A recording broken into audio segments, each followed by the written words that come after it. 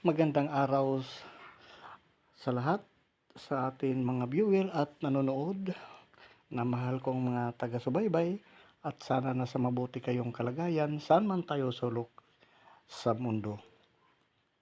Sa isang lugar ay mayroon tayo na explore or na discover na kaiibang markers or isang malaking bato na nakaukit na para siyang plug na may mata at saka mayroon parang tainga at mayroon siyang parang letter D o parang heart, no? At ang taas nito ay kakaiba. May nakaukit na parang no, hindi maintindihan na guhit na kung identify natin maigi para siyang araw nga ang kanyang ukit sa baba ay para siyang flagpole. Kung titingnan natin ay ito ay para siyang naka-triangle na bato na may mga dot at may hugis siyang parang puso combination na hindi ito masyadong ma-identify na mga ukit na itong para siyang plug.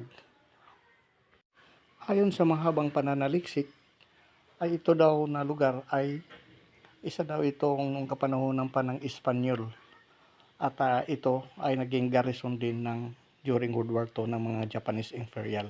Kung sa likod ay parang may siyang mata na nakaturo doon sa malaking bato na para siyang din letter D. Ngayon para siyang yung nakaukit nga yan sa right side ay letter D nga ang tinuturo yung malaking bato.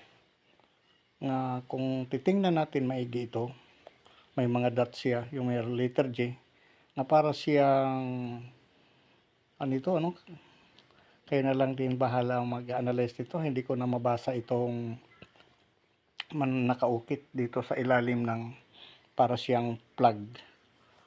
Mga sun marker ang taas na hindi na ma-identify ng maigi. Kung atin i-analyze ay letter G is underground ang tinutukoy para siya din Jesus, no? Hindi maklaro. Kung papansinin ito ay may mga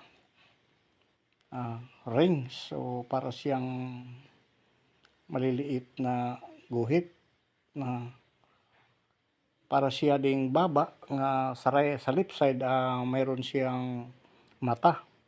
Ayan, pero combination foot marker. Andito naman sa right side ay mayroon malaking mangga nga mayroon siyang nakaukit na para siyang mata. Nga sabi daw dito sa ating pananaliksik ay matagal na daw ito na mangga nga pwede ito gawa ng imperial nga isa yan nilagyan ng chemical na kahoy para hindi lumaki. Ito, babalikan natin itong sun marker na plug ay ang tinutukoy nito kung ito ay may guhit sa pababa ay para siyang lumang simbahan or eskwelahan kung atin i-analyze ang tinutukoy ng pababa. No, kung mapapansin natin ito, para siyang mata at may baba yung para sa baba siya at yung nakaturo doon sa malaking bato na para din sin letter D. Kung makikita natin itong bato, ang daming butas-butas na parang siya may mga holes. Meron din siyang mga nakaukit na markers na mga hindi maklaro na mga holes. Ang ibig sabihin nito na maraming holes ay isa itong mountain na tinatawag na Rockies Mountain or mabatong bundok ang ka-discover. Na ang tinuturo doon yung plug sun marker. Nga sila ay nagtuturoan dalawa, yung isang bato ay tinuturo naman doon yung big boulder nga sa gilid ng creek. Kung makikita natin itong holes ay pinapahiwatig niyan ay malaking bato nga kumukonekta doon sa unahan na hanapin daw yung letter D din na para siyang duplicate or bato ayon sa unahan kung makikita natin. Nga ang tinuturo naman din ng isang bato ay diyan sa plug na may sun marker na may dalawang dot. Ang ibig sabihin niyan ay isa din lumang daanan or two deposit divided, mga ka-discover. Ngayon may arrow, tinuturo doon yung mayroon dalawang dot at holes. Ang tinutukoy nga papunta doon sa big boulders sa gilid ng creek, na ang tinuturo naman doon sa plug na yan na mayroon foot marker. Nga ayan, dalawang dot nga arrow doon sa mayroon siyang duplicate counter, yung hole nga hindi papunta doon sa creek ang tinutukoy sa gitna ng sapa, kundi sa gilid, dahil yan ang mahaba travel to deposit. Ayon, nakikita natin sa unahan.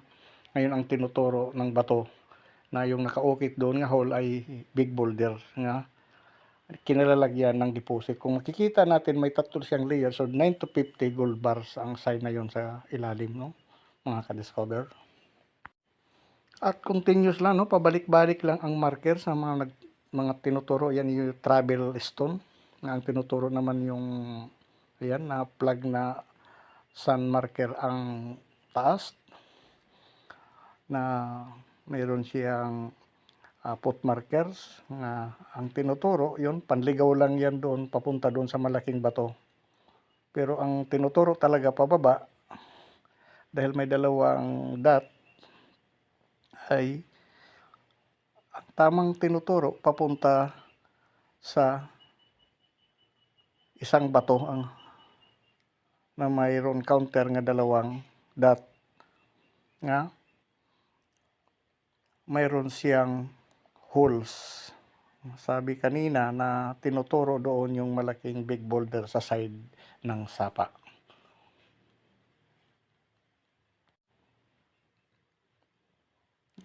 Ngayon kung titingnan natin maigi, para siyang tao. Ngayon hanggang dito na lang si Green Discovery, at marami pong salamat sa nanonood at sa atin mga viewer, at sa atin naman pagbabalik sa susunod.